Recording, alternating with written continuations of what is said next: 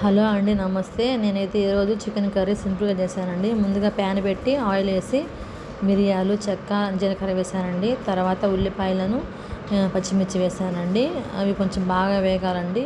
ఈ ప్రాసెస్కి ముందే ఒక 15 మినిట్స్ చికెన్ చక్కగా ఉప్పు, కారము అవన్నీ వేసేసి శుభ్రంగా మ్యాగ్నేట్ చేశానండి.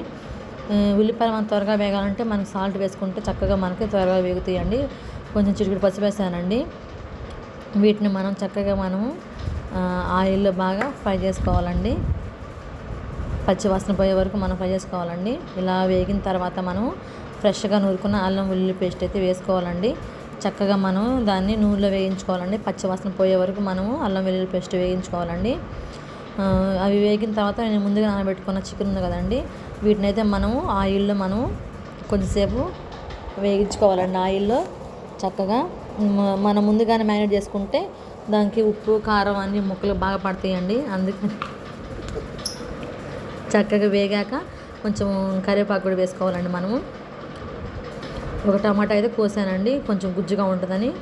చక్కగా ఇవన్నీ వేగిన తర్వాత మనము ఈ టమాటా కూడా వేసుకొని మనము బాగా తిప్పుకోవాలండి. ఈలోపు మనకి చికెన్లో ఉన్న నీరంతా మనకి ఊరుతుందండి. దాంతోపాటు మన చికెన్ ఉడుకుతుందండి. ఆ వాటర్ తోటే సరిపడ కారం వేసుకోవాలండి. నేను ఆల్రెడీ గరం మసాలా, జీలకర్ర పొడి వేసేసానండి, అందుకని నేను ఎక్కువ వేయలేదండి.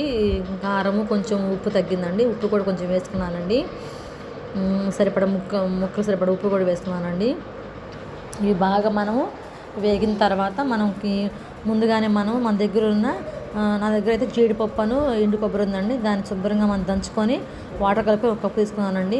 మీకు జీడిపప్పు లేకపోతే పచ్చి కొబ్బరి అని వేసుకోవచ్చు అండి. పేస్ట్గా మన గ్రేవీగా ఉంటుందని ఇది ఉంటుందండి. చక్కగా మనం జీడిపప్పు పేస్ట్ వేసుకున్నా మనకి చికెన్ మరి కమ్మదనంగా ఉంటుందండి. లేదా పచ్చి కొబ్బరి అని వేసుకోవచ్చు అండి. చక్కగా ఇలా వేగించుకొని మనము ఉడికిన తర్వాత ముక్కలకి మనం కొత్తిమీర వేసుకొని గార్నిష్ చేసుకుంటే మనకి చక్కగా సింపుల్గా వండుకుని చికెన్ కూర రెడీ అవుతుందండి. మీకు నచ్చితే లైక్